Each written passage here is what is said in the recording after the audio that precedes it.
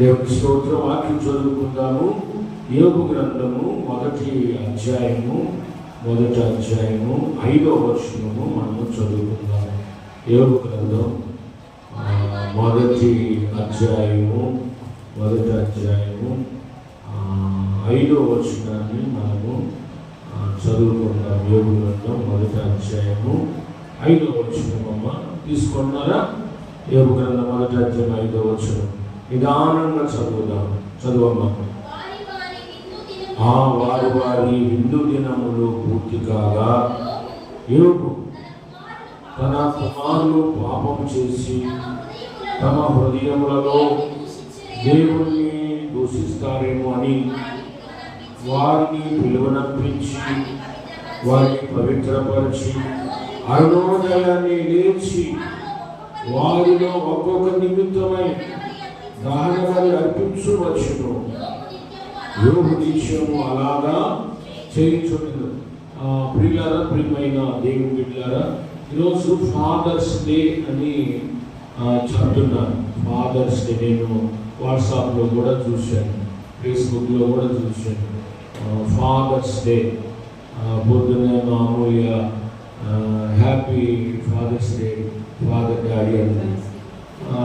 మళ్ళా మా చిన్నోడు కూడా ఫోన్ చేసి అన్నాడు హ్యాపీ ఫాదర్స్ డే అని చెప్పాడు. అప్పుడు సంతోషపడ్డాను. అయితే వాడు 100 రూపాయలు ఇచ్చారు. ఫాదర్స్ డే అది హ్యాపీ ఫాదర్స్ డే చెప్పినందుకు 100 రూపాయలు ఇచ్చాను. వీళ్ళగా చాలా సంతోషపడ్డాను.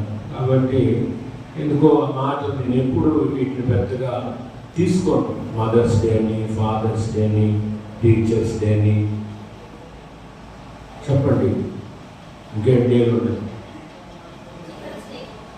చిల్డ్రన్స్ డే కదా, ఉమెన్స్ డే, ఇట్లా చాలా పేర్లు ఉన్నాయి. వాటిని నేను పెద్దగా పట్టించుకోను. ఎందుకంటే నేను పట్టించుకునేది దేవుడి గురించి, దేవుడి వాక్యం గురించి. ఇవి పెద్దగా నేను టేకప్ చేయను, లైట్ తీసుకుంటాను. కానీ ఎందుకో మాటలు చెప్పాలని ఆశ కలిగి ఉన్నాను. పిల్లల బైబిల్లో కూడా కొంతమంది ఫాదర్స్ ఉన్నారు. అయితే వాళ్ళు ఎలాంటి తండ్రులై ఉన్నారు, అది నా పాయింట్ అవుట్. ఇక్కడ కొంతమంది తండ్రులు నేను చూపిస్తాను. ఆ తండ్రులు ఎక్కడున్నారు? మదర్స్ డే కూడా అంటారు కదా. కొంతమంది తల్లులు ఎక్కడున్నారు? వీళ్ళ మదర్స్ డే వచ్చినప్పుడు నేను చెప్తాను. ఈరోజు ఫాదర్స్ డే కాబట్టి వీళ్ళగా ఈ ఫాదర్స్ డేలో ఈ ఫాదర్స్ అనే వాళ్ళు ఎట్లా ఉన్నారు అని చూస్తే ఇక్కడ ఒక ఆయన కనపడుతున్నాడు. ఆయన పేరు మన అందరూ తెలుసు. వీళ్ళగా ఆయన పేరు యోబు. ఓకేనా? ఆయన పేరు యోబు. అంతవరకు ఓకే, కన్ఫర్మేగా. అయితే ఆయన ఫ్యామిలీని చూద్దాం. ఆయన ఫ్యామిలీని చూస్తే ఆయనకి ఎంతమంది పిల్లలు? గట్టిగా చెప్పండి. 10 మంది పిల్లలు. మగ పిల్లలు ఎంతమంది? ఆడపిల్లలు ఎంతమంది? గట్టిగా చెప్పండి, వినపడాలి నాకు. అది 7 మగ పిల్లలు, 3 ఆడపిల్లలు, 10 మంది పిల్లలు. పెద్ద సంతానమే కదా. కాబట్టి మరి ఈ తండ్రి ఆ ఫ్యామిలీ ఎడల, ఆ కుటుంబం పట్ల ఎక్కడున్నాడు, ఏ రీతి ఉన్నాడు అని చూస్తే ఈ మంచి తండ్రిగా యోబు కనబడుతున్నాడు. ఒక మాటలో చెప్పాలంటే తన కుటుంబం కోసము ప్రార్థించిన తండ్రిగా కనబడుతున్నాడు. అది ప్రార్థించిన తండ్రిగా కనబడుతున్నాడు. చూడండి వాక్యంలో ఆయన ఏమేం చేశాడో. ఒక 5వ వచనంలో చాలా విషయాలు రాశాడు. ఆయన చాలా విషయాలు రాశాడు. ఒక 5వ వచనం, మొదటి అధ్యాయం 5వ వచనంలోనే చాలా విషయాలు రాశాడు. వారి వారి విందు దినములు పూర్తిగాగా యోబు తన కుమారులు పాపము చేసి. చూడు, తన కుమారులు ఎవరైనా పాపం చేస్తారు అంటే కుమారుల పట్ల ఎంత కేర్ తీసుకుంటున్నాడో ఈ తండ్రి. అంటే తన బిడ్డలు పాపము చేయకూడదు, నా పిల్లలు పాపం చేయకూడదు అనేటువంటి ఆలోచన కలిగిన వ్యక్తిగా ఆయన మనం చూస్తున్నాం. ఏంటి? తన కుమారులు పాపం చేసి తమ హృదయాలలో దేవుణ్ణి దూషిస్తారేమో, ఒకవేళ దేవుని దూషించే పిల్లలుగా ఉంటారేమో, లేకపోతే దేవుని ఎరగని పిల్లలుగా ఉంటారేమో, దేవుని విలువ, దేవుని శక్తి, దేవుని బలం తెలియని పిల్లలుగా నా పిల్లలు ఉండకూడదనేది ఆయన ఉద్దేశం. చూడండి ఎంత మంచి తండ్రి ఆయన, ఎంత మంచి తండ్రో. తండ్రి అంటే ఇట్లుండాల, తండ్రి అనేవాడు ఇట్లుండాలి. ఎట్లా? ఇట్లా ఉండాలి, యోగులాగా ఉండాలి. పిల్లలు పాపం చేస్తారనేటువంటి ఆలోచనతో ఉన్నాడు ఆయన. అమ్మో, నా పిల్లలు పాపం చేయకూడదు. కొంతమంది తండ్రులు ఉంటారు, వాళ్ళు అసలు ఏం చేస్తున్నారో కూడా పట్టించుకోరు. వాళ్ళు పాపం చేస్తున్నారా, పుణ్యం చేస్తున్నారా, దేవుడిని ఎరుగున్నారా, దేవుడి సన్నిధికి వెళ్తున్నారా లేదా అని పట్టించుకోరు తండ్రులు, తెలుసా? కాబట్టి ఈయన మంచి తండ్రి. నా బిడ్డలు పాపం చేయకూడదు, ఎందుకంటే పాపం చేస్తే నా బిడ్డలు పరలోకానికి వెళ్ళరు కనుక, అందుకే నా బిడ్డలు పాపం చేయకూడదు. రెండోది, నా బిడ్డలు దేవుని తెలుసుకోవాలి. ఇప్పుడు చాలా మంది చదువు అని ఏంటి చదువు వైపు వెళ్తున్నారు కానీ దేవుడి వైపు వెళ్ళటంలా. చదువు అని చదివే, సండే కూడా చదివే, సండే ఎక్కడుండాలి నువ్వు? సండే ఎక్కడుండాలా? సండే ఇస్ హాలిడే అనమాకండి. చాలా మంది అనుకుంటారు Sunday is holiday, holiday is jollyday అనుకుంటున్నారు.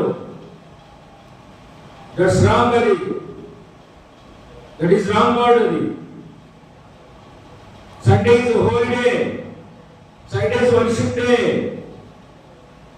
ఆరాధించే రోజు అది, దేవుని ఆరాధించే రోజు, దేవుని సన్నిధిలో గడిపే రోజు ఆదివారం, దేవుడు మనకు సిద్ధపరిచిన రోజు అది. కాబట్టి తన పిల్లల విషయంలో ఆ తండ్రి ఎంత కేర్ తీసుకుంటున్నాడో చూడు.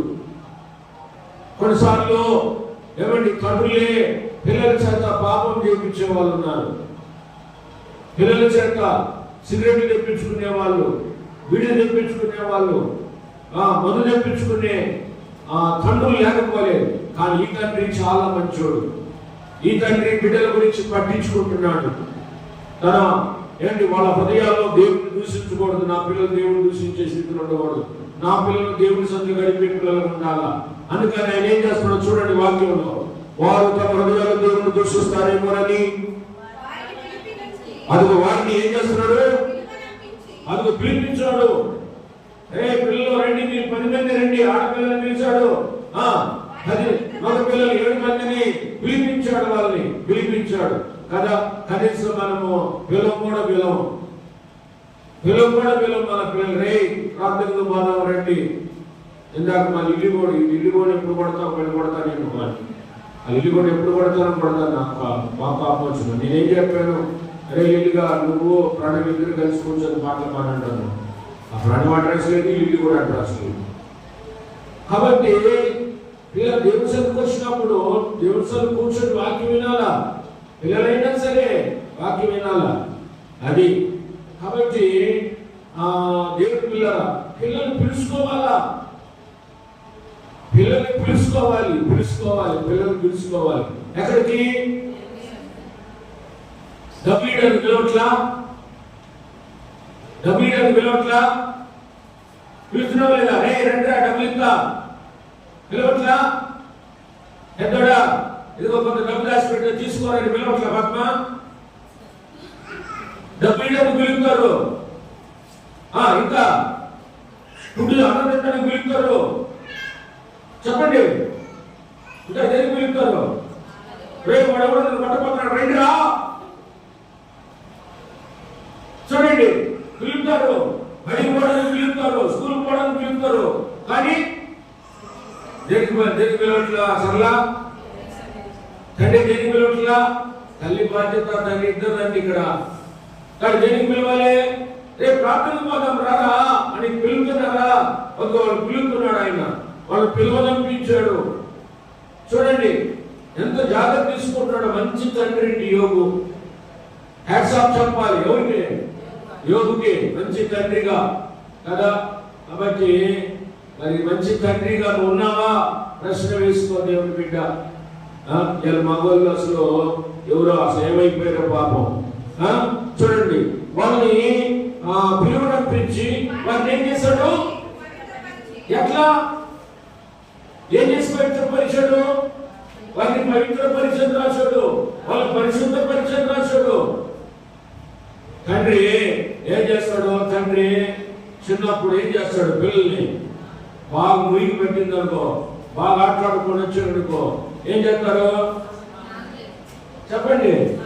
అది స్నానం చేపిస్తాడు కూడా. అమ్మే కాదు స్నానం చేయించేది, అమ్మే కాదు. నాకు తెలిసా అమ్మ ఒక పాత్ర అయితే అమ్మను మించింది పాత్ర తండ్రిది.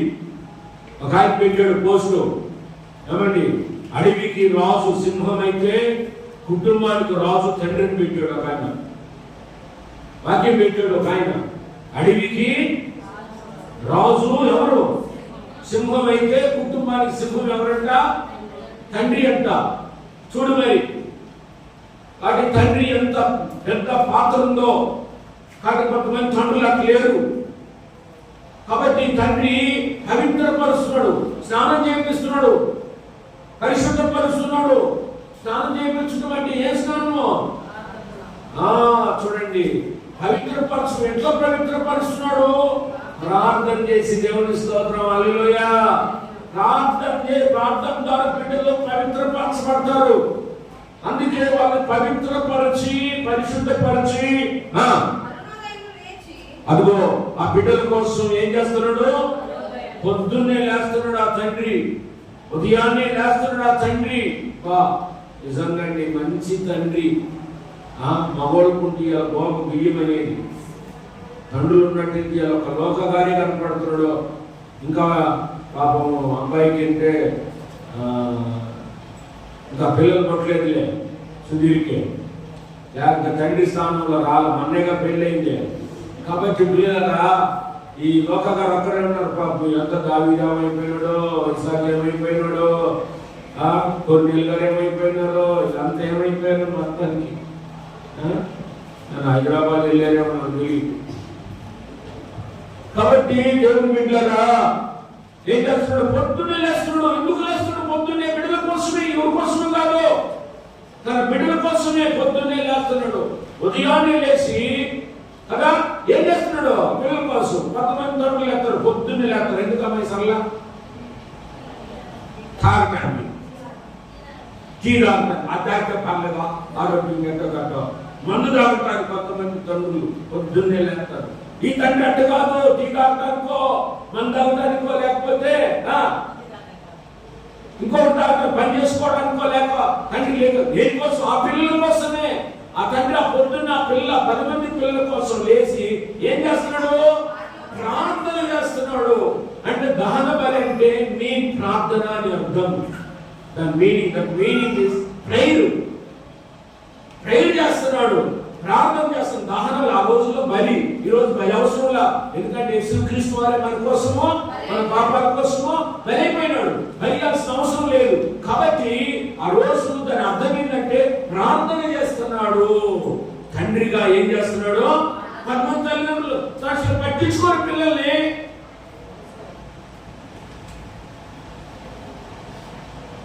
ఆ పట్టించుకోవడం వాళ్ళేమి తండ్రి పట్టించుకోడు. కూతురు ఏం చేస్తుందా పట్టించుకోడు, కొడుకు ఏం చేస్తుందా పట్టించుకోడు. అసలు వాళ్ళు ఏం చదువుతున్నారు కూడా వాళ్ళకి నిజం. మీరు నమ్మండి, మా చిన్నోడు చిన్నప్పుడు ఉన్నప్పుడు, 4 ఏళ్ళప్పుడు 3 ఏళ్ళప్పుడు ఏంటి స్నానం నేను చేయించాను వాళ్ళకి. నీ ఆవిడేమైపోయింది పాస్టర్ గారు అని అడిగారు. మరి మీరు ఆమె ఆడపోయిందని అడిగారు. నేను చేయించాను పెద్దోడు, నేను వాడికి కానీ చిన్నోడికి కానీ స్నానం నేను చేయించిన సందర్భాలు ఉన్నాయి. నేనే స్నానం నీళ్ళు పోసాను వాళ్ళకి చిన్నప్పుడు, తెలుసా. మరైతే వాళ్ళ పట్ల అంత కేర్ తీసుకున్నాను, జాగ్రత్త తీసుకున్నా. అయినా సైతాను వాడు జ్వరబడి గలిబిలి చేసే రకవాడు, పిల్లల విషయంలో చెడగొట్టే రకవాడు. అందుకే పిల్లలు పాపం చేస్తారేమో, పిల్లలు దేవుని దూరం అయిపోతారేమో, దేవుని తెలుసుకోకుండా ఇదైపోతారేమో, బస్సులు అయిపోతారేమో అని చెప్పేసి ఆ పిల్లల కోసము ఆ తల్లి తల్లి చూడండి, రెండు కలిపి చెప్తా లేకపోతే ఈరోజు మీకు. కాబట్టి దేవుని బిడ్డలారా, ఆ తల్లి ఆ తండ్రి పొద్దున్నే లేచి ఏం చేస్తున్నారు తెలుసా? వాళ్ళు ప్రార్థన చేస్తున్నారు. అది నిత్యము చేస్తున్నారని రాశాడు. నిత్యము యోబు అలాగ చేయించుండేనని రాశాడు. అంటే ప్రతిరోజు కూడా అట్లా చేసిన అంత చేసిన సైతాన్ ఊరుకున్నాడా? చూడు, నాకు ఆశ్చర్యం అదే. అంత ప్రార్థన చేసిన ఆయన కుటుంబం మీద కలిపి చేసి పాడేసాడు. నువ్వెంత నేనంత. అందుకే ఈరోజు మన పెళ్ళి ఎక్కడున్నా చెప్పండి, గుండె మీద చేసుకొని చెప్పండి. నీ బిడ్డ ఎక్కడో చెప్పు. నీ బిడ్డ నేను అడగటం కాదు, నీ బిడ్డ పేరెత్తి నేను చెప్పిన అవసరం లేదు. నీ బిడ్డ ఏ స్థితిలో ఉందో ఒకసారి ఆలోచించు. ప్రార్థించే స్థితిలో ఉందా? ప్రార్థించే స్థితిలో ఉందా? ప్రార్థన చేసే స్థితిలో ఉన్నాడా? దేవుని ఎరిగిన స్థితిలో ఉన్నాడా నీ బిడ్డ? దేవుని సన్నిధికి వచ్చే స్థితిలో ఉన్నాడా నీ బిడ్డ? ఆలోచించు ఒకసారి. నీ కొడుకు ఎక్కడున్నాడు, నీ కూతురు ఎక్కడున్నాడు, నీ కూతురు నీ కొడుకు ఏ స్థితిలో ఉన్నారో ఆలోచించు. సరే ఆలోచించుకో. నువ్వు వరకు వచ్చి ప్రార్థన చేయటం సరికాదు. నువ్వు ప్రార్థన చేసి సరిపోదు. ఎట్టున్నారు, ఏ స్థితిలో ఉన్నారు గుర్తించుకో ఒకసారి. ఆలోచించు, ఎందుకు అట్లా ఉన్నారు. అంత ప్రార్థన చేసిన కుటుంబం గలిబి చేశాడు సైతాను. వాడన్నీ కూడా గలిబి చేసి పెడతాడు, వాడు గందరగోళం చేసి పెడతాడు. అందుకే వాడికి చోటు ఇవ్వకూడదు మీరు. అందుకే నిత్యం ఏం చేస్తున్నారా? ప్రార్థన చేస్తానే ఉండాలా. నిర్విరామంగా నిర్విరామంగా నిర్విరామంగా. ఏమండి? నిర్విరామంగా ఇసగా ఉన్నట్లు, ఓ విజ్ఞాపన కర్తలారా, మీరు ఇదిగో విశ్రమింపవద్దు, ఆయన్ని ఆయనకి విశ్రాంతిని ఇవ్వవద్దు అంటాడు. కాబట్టి మీరు విజ్ఞాపన చేస్తూనే ఉండండి. పిల్లల కోసం, బిడ్డల కోసం విజ్ఞాపన చేస్తూనే ఉండండి. తండ్రి ఒకవేళ ఫెయిల్ ఉన్నాడా, తండ్రి ఫెయిల్యూర్ లో ఉన్నాడా, ఏమండి ఆ ప్లేస్ లో ఉంటే తండ్రి తల్లి గారు టేకప్ చేయి, తల్లిగా నువ్వు టేకప్ చేయి. తండ్రి ఫెయిల్ అయ్యాడు అనుకుందాం, తండ్రి సక్సెస్ పార్ట్ లో లేడు, తండ్రి బాధ్యతగా లేడు. ఏమండి? తండ్రి బాధ్యతగా లేడు, తండ్రి పట్టించుకోవటంలా. ఆ తండ్రి పట్టించుకున్నప్పుడు తల్లిగా నువ్వేం చేయాలా? నువ్వు పట్టించుకోవాలా. ఆ బాధ్యతను నువ్వు టేకప్ చేయాలి. ఆ రెస్పాన్సిబిలిటీ నీ చేతుల్లో ఉంది. అవునా? కాబట్టి నీ బిడ్డల విషయమై నువ్వేం చేయాలి? చేయబట్టుకో. నీ బిడ్డల్ని మందిరానికి తీసుకొచ్చుకోవాలండి. చేయబట్టుకొని తెచ్చుకోవాలి. పెద్దోడైనా సరే రయ్యా పోదాం రా, తెచ్చుకోదాం రా. బలవంతం చెయ్యి, బతులాడు. ఇటు కాదు ఇట్టాని చెప్పు. అర్థమవుతుందా? చెప్పండి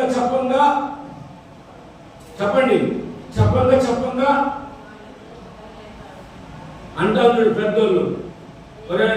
4 రాళ్ళు వేస్తే 4 రాళ్ళల్లో ఒక రాయన్నా అని సామెత ఉంది కదా. అట్లా ట్రై చేయి. నువ్వు ప్రయత్నం చేయి. తండ్రి ఫెయిల్ అండి, తల్లిగా నువ్వేం చేయాలా? నువ్వు ఫెయిల్ అయ్యి, తండ్రి ఫెయిల్ అయ్యి, తల్లి ఫెయిల్ అయితే బిడ్డలు కూడా ఫెయిల్ అవుతారు. సరైన స్థితిలో ఉండరు వాళ్ళు పాడైపోతారు. దానికి కారణం నువ్వు అవుతావు, దానికి బాధ్యత నువ్వు అవుతావు. ఆ రోజు తర్వాత నువ్వు చేతులు ఏమంటే ఏడ్చినా, రోధించినా, కన్నీరు కార్చిన ప్రయోజనము. ఆలోచించండి దేవుని బిడ్డలారా ఈ మధ్యాహ్న కాల సమయంలో. కాబట్టి యోబు ప్రార్థించే తండ్రిగా, బిడ్డల విషయంలో కేర్ తీసుకునే తండ్రిగా కనబడతా ఉన్నాడు. అలాగా నిత్యం అలాగా అయినా సైతం వాడు ఊరుకోలా. చివరికి ఆ 10 మంది బిడ్డలు సంపిగా ఊరుకోలే వాడు. ఇంకోటి ఇక్కడ ఒక పాయింట్ అవుట్. మీరు ఒకవేళ తర్వాత ఒక పాయింట్ మీరు రేట్ చేయొచ్చు. ఏంటది అజుబా? ఒక పాయింట్ మీరు రేట్ చేయొచ్చు. ఏంటిది? యోబు విషయంలో గట్టిగా చెప్పు. నాకు అర్థం, నాకు అందరూ శివుడు అని చెప్పాను మీకు. అందరూ ఈ ఫ్యాన్ కాదు, నాకు అసలే సరిగా కనపడదు. ఏమేం తెలుసు ప్రియా? చెప్పు అంకుల్. 10 మంది పిల్లలు చనిపోయిన తర్వాత దేవుడు మళ్ళా 10 మంది పిల్లలు ఇచ్చాడు. కానీ ఒకవేళ పాయింట్ రేట్ చేయొచ్చు, పాయింట్ అవుట్ చేయొచ్చు. కానీ ఒకటి గుర్తుపెట్టుకోండి, ఆ 10 మంది పిల్లలు గుర్తుకు వస్తానే ఉంటారు. ఒకవేళ ఈ 10 మంది పుట్టినా ఏమా ఓకేనా, ఈ 10 మంది పుట్టినా ఆ 10 మంది గుర్తుకొస్తారు కదా. ఎక్కడపోతాయి ఆ జ్ఞాపకాలు? ఎక్కడ పోతాయి? అరే ఎదుగో ముందుకు పిల్లలు 10 మంది పిల్లలు సైతాను చేసినాడు అనే ఒక ఆలోచన ఉండింది కదండి. వాళ్ళ పిల్లలు గుర్తుకొస్తూనే ఉంటారు కదా. ఎక్కడ పోతాయి ఆ జ్ఞాపకాలు? ఆలోచించండి దేవుని పిల్లలు, ఆలోచించండి. అడగబోతే నా తర్వాత పుట్టింది ఒక అమ్మాయి, నా తర్వాత ఒక అమ్మాయి పుట్టింది. ఆ అమ్మాయి మేము శ్రీకాకుళంలో పనిచేసినప్పుడే చిన్నప్పుడే చనిపోయింది. ఆ అమ్మాయి మా చెల్లి చనిపోయింది. పిల్లగా మా అమ్మ బతుకున్నంత కాలం ఆ అమ్మాయి జ్ఞాపకాలు గుర్తుకొస్తూనే ఉండేవి. ఆడపిల్లలు ఉన్నారు ఆమెకి మళ్ళీ, అయినా సరే ఆ చనిపోయిన అమ్మాయి గుర్తొచ్చేది. కాబట్టి ఆ 10 మంది చనిపోయినా మళ్ళా 10 మంది ఇచ్చిన ఆ 10 మంది గుర్తుకి అది. కాబట్టి అంత ప్రార్థన పడు బిడ్డల్నే అపవాది నాశనం చేశాడు. అందుకే మన పిల్లల విషయంలో ఒక తండ్రిగా ఒక తల్లిగా నువ్వేం చేయాలా? ప్రార్థించాలి. అది అప్పుడప్పుడు కాదు, నీకు బుద్ధి పట్టినప్పుడు కాదు, నిత్యము యోగో ప్రార్థన చేశాడు. అది కాబట్టి నీ కుటుంబంలో ఒకవేళ తండ్రి సక్సెస్ పార్ట్ లేకపోతే తల్లిగా నువ్వు కేర్ తీసుకో. ఒకవేళ తల్లి పట్టించుకోలేదనుకో తండ్రి పట్టించుకోవాలి. అది ఇద్దరు పట్టించుకోకపోతే పిల్లలు పాడైపోతారండి. అందుకే ఇక్కడ ప్రార్థించిన తండ్రి, జాగ్రత్త తీసుకున్న తండ్రి. ఇంకొక తండ్రి చూడండి, నేను చూపిస్తాను. ఈ తండ్రి ఎట్టున్నాడు, ఈ తండ్రి చూడండి. దేవుని బిడ్డ, ఈ తండ్రి ఎలా ఉన్నాడో.